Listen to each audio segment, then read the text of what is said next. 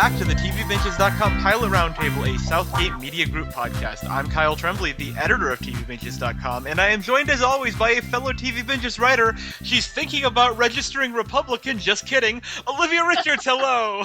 I love how you quickly followed it up with just kidding. I felt like I couldn't leave that hanging. That I think, by the way, accurate. I think that's an Adam Scott joke from Comedy Bang Bang, where he says something and then immediately says, just kidding. But we are here today to talk about a multicam comedy that sadly does not star Adam Scott, but does star a comedian named Jarrod Carmichael. It is the very creatively named The Carmichael Show. Olivia, what did you think? Before I kind of didn't know what the show was about, and I was a little bit weary because, again, we do a lot of reviews of sitcoms, and they just tend to be either really forgettable or just awful to watch. And I was expecting this one to be a little bit more on the forgettable side, and right off the bat when I started watching, I was like, you know what, actually just really pleasantly surprised by what the show has to say. Yeah, and that I think is the important point to make, is that this is a multicam sitcom. It's a family sitcom.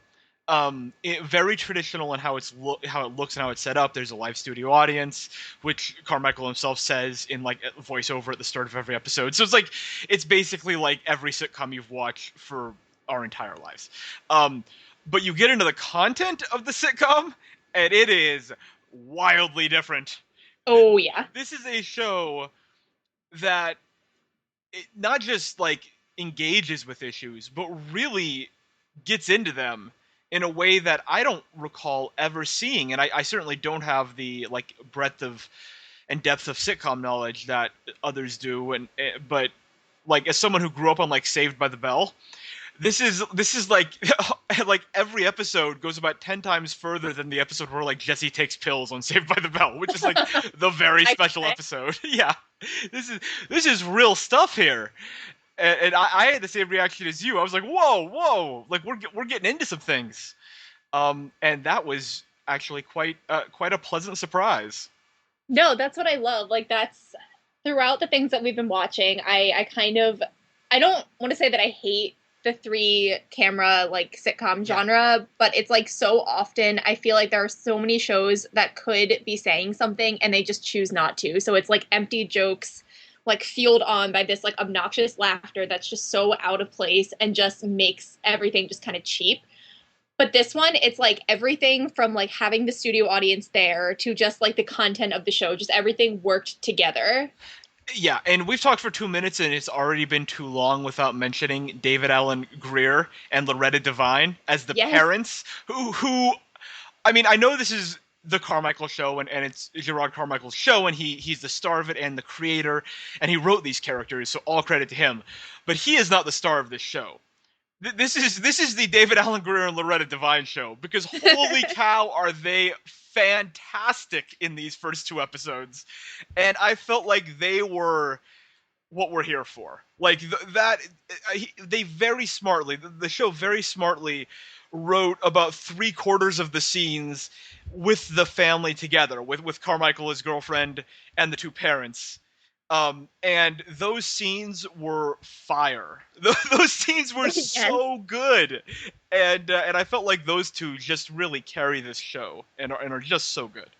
Oh my gosh, absolutely. And I think that's like with everything that the show is saying, there can be a lot of like heavy content. Like the second episode deals, with the Black Lives Matter. Oh my gosh, something that absolutely needs to be said and absolutely needs to be covered. But I feel like when you have a sitcom, you kind of have the characters that can kind of, I don't want to say cushion the blow, but can kind of like soften the harsh edges, but not in a way that it detracts from, what they're trying to say.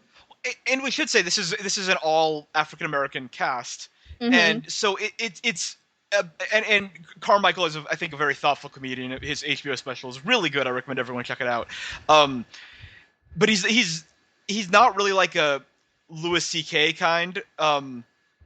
In terms of like, it just him as a it's hard to describe him as a comedian, but he very much engages with these issues, but not in a I don't want to say showy, because that implies that that the other side of that is not good. But it just, if you watch him do comedy, it's like this is a great distillation of his comedic sensibilities, and the way that these first two episodes, especially the second episode, really walk that line between making like real points and real observations, but in a funny way, and in a way that I don't think ever gets sanctimonious, which is important. I don't think this is a series about telling you how to feel. I think it's a series about examining the humor that's in some of these situations. You know, the fact in the second episode that the girlfriend, Maxine, is so excited to protest as part of the Black Lives Matter movement, and when she gets arrested, she comes home and she's just so excited that she got arrested because that's what makes her feel a part of something, and just pointing out the silliness of all that, and how it's, for her, it's almost more about being involved as a means of personal gratification as opposed to actually making a difference, and mining humor from that. And I think that that's a really like fascinating perspective that literally no other comedy on television would even touch or is equipped to deal with. And so instantly the Carmichael Show is unique in that regard. Oh yeah, absolutely. And the fact that, they also cover like organized religion. And I love because, you have the mom who's super outspoken, which is like just fantastic to watch, Loretta Devine go off like that. Yeah.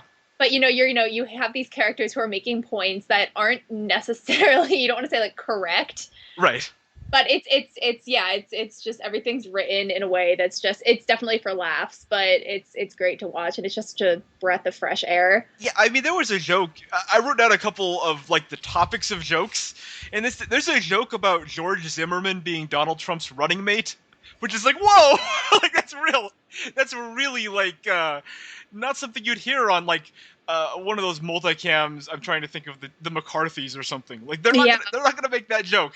And there's just a ton of stuff that on paper, like there's a whole conversation about prayer in schools, and Loretta Devine's character is very religious. You know, when the son and daughter say that we have news, she goes and grabs her Bible, and it's just again for a show to instantly tackle religion and politics and not just make that a feature of the show, but that really is the show.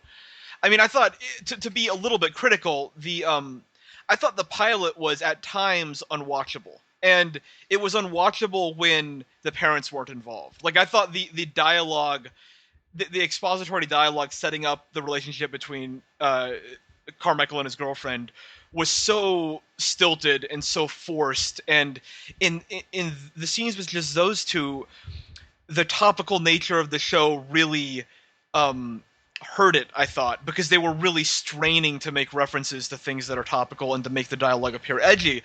But then as soon as David Alan Grier and Loretta Devine come in on the scene, it feels all very natural. It feels like they're your parents who aren't, quote-unquote, politically correct, but who are always getting in fights, but they love each other. And it's like that, those two characters make everything about the show make sense. And I think in that second episode, which is almost entirely set in their living room, even though there's like a protest and everything, like almost every scene of that second episode takes place in the living room with the entire cast.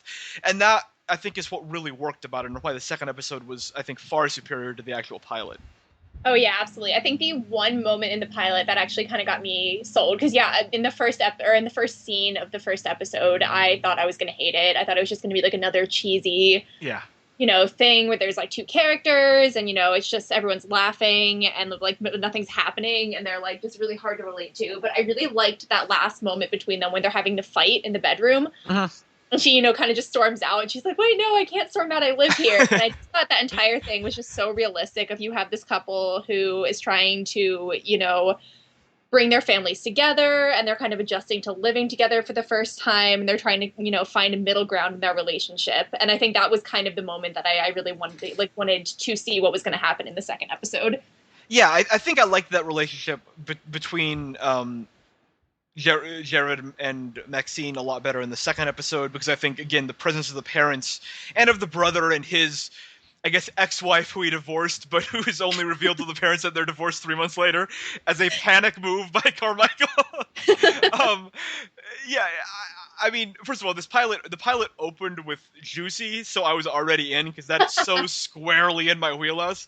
But again, once it sort of became clear what this sitcom was about and how fearless it was in tackling real issues and of making light of things. I really got excited about this show, and I think it's doing a lot of interesting things and making a lot of interesting observations that other shows on TV would be frankly scared to make. And so I'm very excited about this one going forward. And as far as multicams go, it's really just a different animal than what we've seen, and that's for a genre of television that seems to be, aside from The Big Bang Theory, dying. It's exciting to see it be taken in this direction. Oh, absolutely. And I think this one, in the same way that like when we had covered like Fresh Off the Boat, that one wasn't a sitcom, but it kind of had that same thing where I went into it and I was like, oh my gosh, like please, please don't just be like, I don't know, like really offensive, but like unintentionally so, or, just make jokes out of racism. And I think that was like, kind of my concern with both of those shows. And, going into them, I was just pleasantly surprised to see them actually like really having something to say and kind of just taking it in a whole other direction that a lot of other TV shows like shy away from. Yeah, and Fresh Off the Boat is a good comparison because that show is edgy and does have a specific point of view the same way that the Carmichael Show does. But you're right, it's a single cam, and I feel like that kind of storytelling, you look at Louie and other shows like that, like they're all single cams. The shows, the comedies that we consider to be pushing the boundaries, and so to see that in a multicam, and for a multicam to actually pull that off, and feel topical and feel hypercurrent, feel like it's happening in 2015, because so many multicams, just due to the format and the jokes, and I mean basically every multicam now has, is exists in a world where 1 out of every 3 lines of dialogue is a sex joke, and Yeah. that is not this show. This is a show where you're gonna run the full spectrum of issues that people actually talk about, and maybe honestly not even talk about as much as is talked about on this show, but it's just a real breath of fresh air, and I found myself really taken by this, and I think it's a great tribute and credit to Jarrod Carmichael himself that he made himself what I would consider to be the least funny character on the show. That I think his parents and even his girlfriend and the wacky brother who right as the protests heat up in the second episode, it's revealed that he has become a mall security guard, so he's wearing his police uniform the whole time, which is a great sight gag and made me laugh. But his brother and his brother's ex-wife who steals the television and the looting in the second. I mean, it's like everyone is this wacky character and sort of overblown and overstated, and then Jarrod Carmichael himself is kind of in the middle, just reacting to all of this and sort of advancing the story. And it reminds me a lot of the same way that Amy Poehler's role in Parks and Rec, where Leslie Knope was a very funny character and the central character of the show, but she was often the least funny character on that show. She's the character that allowed Ron Swanson to exist, and Andy and April and all the characters around her to be these wacky sort of non-real people a lot of the time, because her realness grounded the show. And I feel like Jarrod Carmichael's the realness with which he plays the character grounds the show and really lets the parents go off in their own wonderful wacky directions. I think that's a really good point, and I think that's where a lot of sitcoms tend to just not be funny, because I think they, again, it's very substance, but it's just these like in your face jokes, but like they aren't grounded by anything, and it's usually just characters that are completely unrelatable and borderline unwatchable at times. But this show didn't do that, and I thought that was part of the reason why it was just so like just great to have that on TV. Yeah, and it's a show centered around and created by a comedian, but it's not him doing his stand-up. And that, I think, one of our favorite punching bags, unfortunately, one of my favorite comedians, but one of our favorite punching bags, Mulaney, is an example of a show that went the opposite direction, where, yeah, that show had Martin Short doing wacky things, and it actually had a really good supporting cast, but ultimately all the jokes boiled down to John Mulaney doing his stand-up and converting his stand-up very awkwardly into a television show. And I think the joy of this is that while it's clearly inspired by things that Jarrod Carmichael's thinking about, it's not just an interpretation of his stand-up. This is very much a family sitcom, very much characters that stand on their own, that aren't just mouthpieces for delivering stand-up jokes, that have perspectives and that feel like some version of real people because the show is set in a reality that we recognize. And so overall, I thought it was, as far as comedy premieres go, pretty excellent, I would say.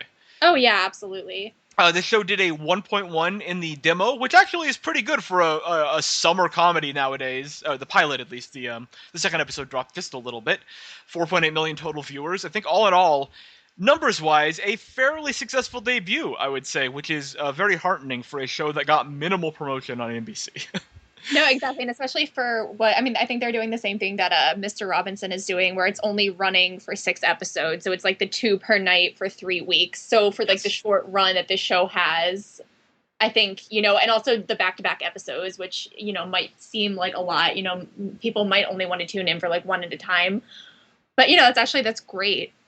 Yeah, I think we would traditionally call this NBC burning off the series, which is unfortunate. But I mean, I know I, at least in this first week, really appreciated seeing the second episode because I feel like this podcast would have been very different if we had only saw the pilot. Oh, absolutely. That second episode really, I think the pilot looks better in retrospect when you actually see what the series thinks of itself as doing in that second episode. If we had been left to talk about only the pilot, I probably wouldn't have been so positive on the series. And so I think in this case, it worked out really nicely for the show that NBC is doubling up the episodes. And yeah, it's only 6 episodes total. I mean, this is not a big commitment for anyone's life. It's going to be, when you consider the episodes like 21 minutes long, it's going to be, 2 hours? So, yeah. Not a big commitment. I urge everyone to check it out. Final verdict, Olivia, thumbs up or thumbs down on The Carmichael Show? This one is an absolute thumbs up for me. And me as well. We have a very happy ending to our podcast for once. This never happens. Almost never. Hopefully, when we get the avalanche of premieres in the next month, we'll have a couple happy episodes like this. But for now, we will cherish it. This rare event where you and I both are really into a series. Hold on to this optimism. Yes, we'll hold on. So you've been listening to the Pilot Roundtable, a TVBitches.com and Southgate Media Group podcast. You can listen to all our episodes on iTunes, where you can rate and review us. We'd appreciate that. Or find us at SouthgateMediaGroup.com. Follow Olivia on Twitter at RichardsOlivia and me on Twitter at KyleLovesTV. Until next time.